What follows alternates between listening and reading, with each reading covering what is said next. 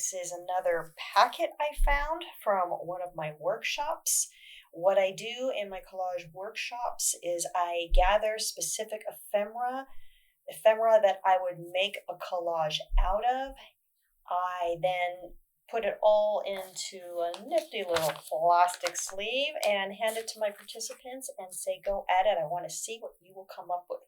But what I do is I write a couple of notes about what I might make based on the ephemera in here. Well, I don't have any workshops scheduled. I do have workshops in the LA area every now and then. Nothing, again, scheduled in the near future. But I'm starting to work on another collage and I'm finding these packets and I'm kind of excited because I forgot what I wrote down and what I intended to do with these packets. So I got my notes here and I'm just going to go through this ephemera, show you what I have and see if that is what I want to make. Now, the last time I did this, I just finished that collage, normal development. What I did learn was when I'm going through the ephemera to check the back, because I started cutting into the ephemera for that collage through that packet, and I ended up cutting through an intended focal point and everything got thrown off. But it turned out great in the end, I think, anyhow. So I'm just going to go through here. I got this beautiful little pink house. Pink is my favorite color. I love eyes. And this is a nice makeup eye. I don't know what this is. Well, I don't know. Nice blue. So, hopefully I don't get in trouble on YouTube for this. Some bodies. I'm going to set that off to the side. Well, this is a great hand and a beautiful green. I don't think this was my intended. Here's my intended. So this might make a really nice background. I'm going to set that off to the side. This is cool looking because of the guys, but also for the diamonds. So again, I have to check both sides. I don't know what I'm going to want to end up using. Again, wonderful little gems and jewels and flowers. This stuff I love. I love getting earrings and cutting them out where it's like I may not be able to tell that was ever a set of earrings. Some other wonderful design elements, and I think she is definitely a focal point because just looking at my notes it says orange background girl. Definitely orange and a girl. Oh, and then there was that scary the bodies exhibit that's been going around the world. Kind of scary looking, but I did grab this. Some beautiful black and white eggs. We love our black and white. I think this was the intended piece. Some other interesting, we got these here also. This might be a possibility, but I don't know for sure. This is a great background, especially for small pieces. And here's another definite focal point. So let's, I'm just reading my notes off to the side here. It says orange background girl, telling me to cut out the features, use the orange flower for the face. Okay, we saw an orange flower, right? I think I meant this. Use an orange flower for the face. Okay, that's going to be cool. Use other flowers like a crown. And this is a fussy cut. We already cut this out. So yeah, that would definitely work as a crown. Okay, I'm liking this. Or, I got or in caps here. Or use geometrics for the eyes. I think I mean this or this. Yeah, that could work as the eyes, right? Okay, let's put these off to the side. Use the geometrics for the eyes. Have her in the middle of the bisected gray with the egg background and white background. Was it this or this? I don't know what. Okay, now I can't read my writing. In the middle of bisected gray with the egg background and white background. Maybe talking about that. Not sure. Okay to use the earrings as the eyes. So I guess I was talking about this or this for the eyes. Okay, that's very interesting. I'm going to put these off to the side.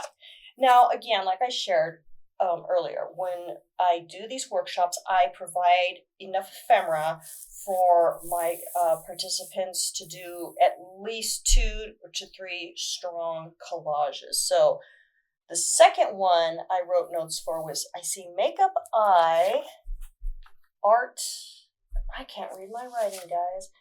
Okay, makeup eye on the model with the jewelry. Here we go, makeup eye. Okay. Use the men in the boat to be looking at her. Okay. Yeah, that's going to be kind of cool. But we have two focal points going on, so I may not be using them. But let's keep going. Use the red Matisse background. So this, I think that's Matisse. Probably is not, but use that as the background. And maybe the black and white sculpture as the background. So I gave myself a couple of ideas. Okay. I like that. Kind of cool. I probably won't use them I would use them if they weren't so close in size to what the focal point will be. One thing about contrast, it's not just about color, it's not just about texture, it is about size. If they were a little smaller, I think that would work. But I'm just going to set that off to the side for now. I need to do anything with this pink house or this little background. That's okay. We're going to set them off to the side. And I think I'm going to just go ahead and start building on the first one. And I'll see what decisions I come up with as I work.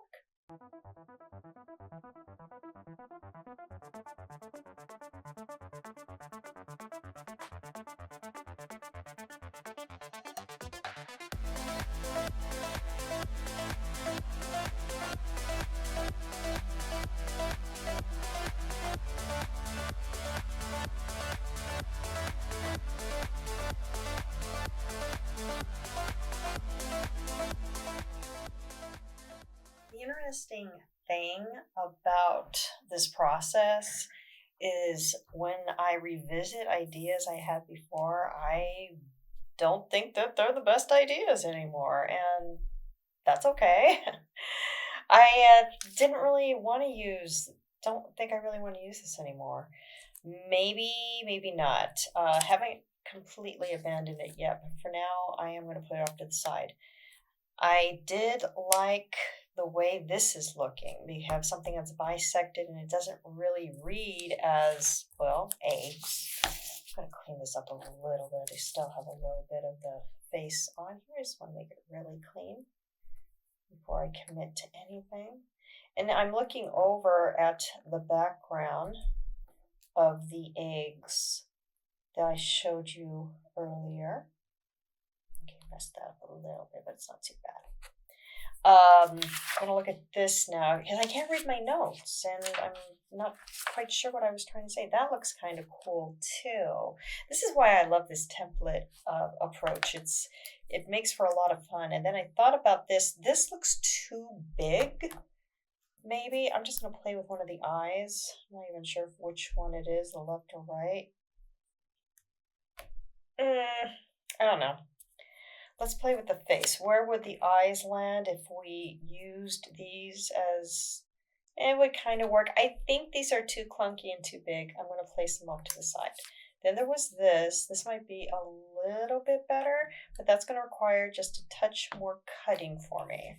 Actually, well, some fussy cutting, which isn't bad. We don't mind fussy cutting here, but sometimes it takes time.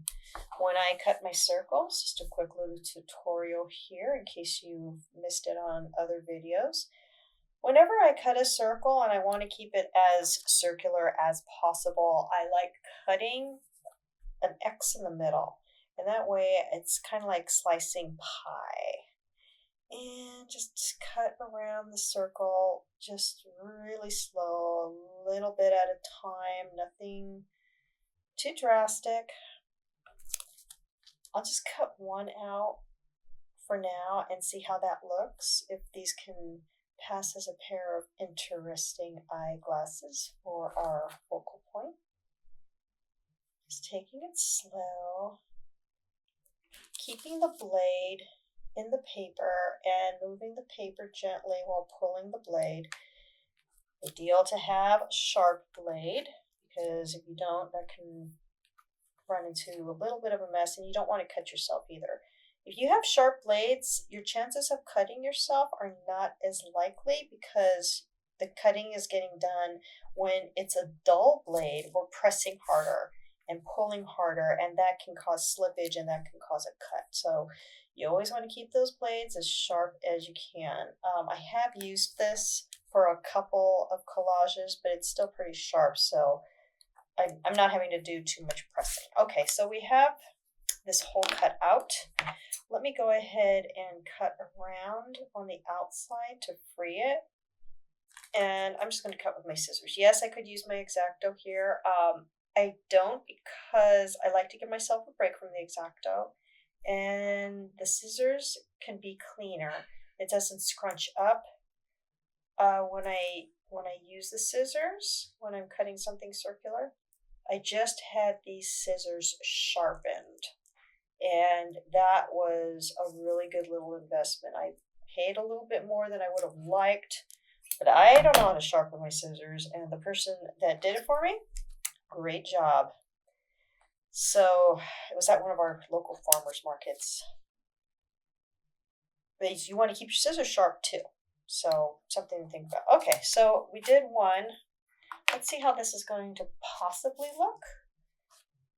Again, we have our face. I use this as a guide as I am creating my collage, and I think that might be interesting. I'm already liking the look, so I'm going to go ahead and do some more cutting with this and give her a new pair of glasses.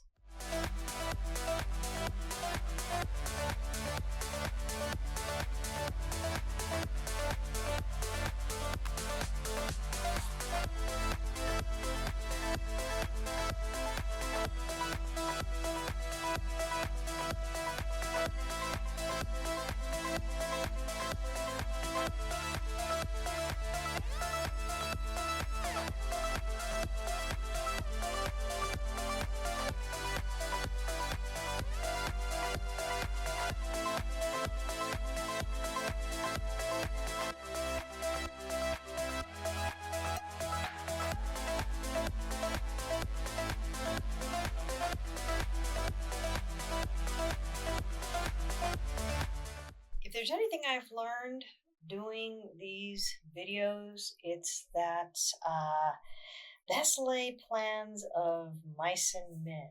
I don't really know what that means. Great book by John Steinbeck, if you haven't read it. But my great plans didn't exactly go according to plan as I worked on this. I switched gears. As you all know, that is what I do. This is why I normally do not plot out what I want to do with my collages. So this has been a very interesting exercise for me.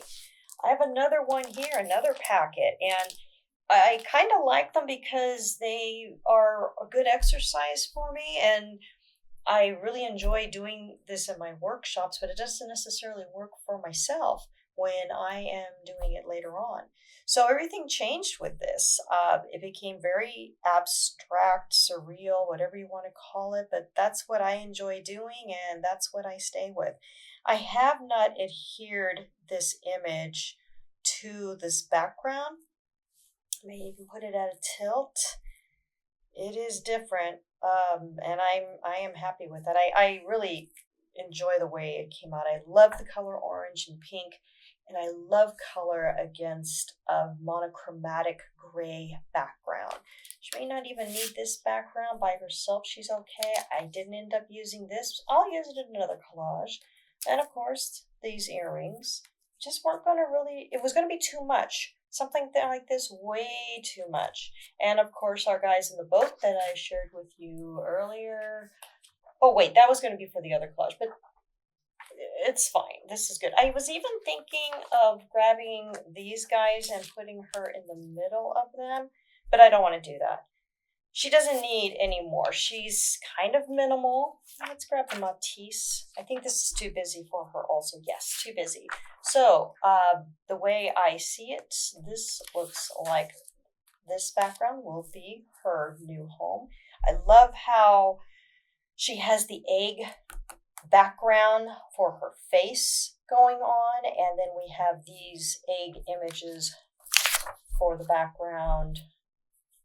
I think I like the other way around, wherever the light seems to be hitting her. Yeah, this is nice. I like this. I think we're gonna stay with this, and I think I am just gonna take a little bit of tape and commit her for now. The packing tape is actually quite forgiving. I can lift it up and save the background for something else. But I think this one is finished. And I'm sorry, I need to put more of the picture frame for you guys. Sorry about that. Okay. All right. This is good. I like it. I think we got a nice little collage here. She's simple and we can't ask for more. I am grateful you joined me on this collage journey today. Let me know what you think of this process in the comments below. If that is something you would like to try, putting together notes and ephemera, or that beautiful stream of consciousness. Maybe we should just all stay with that sometimes. Thank you again for joining me, and I will see you in the next video.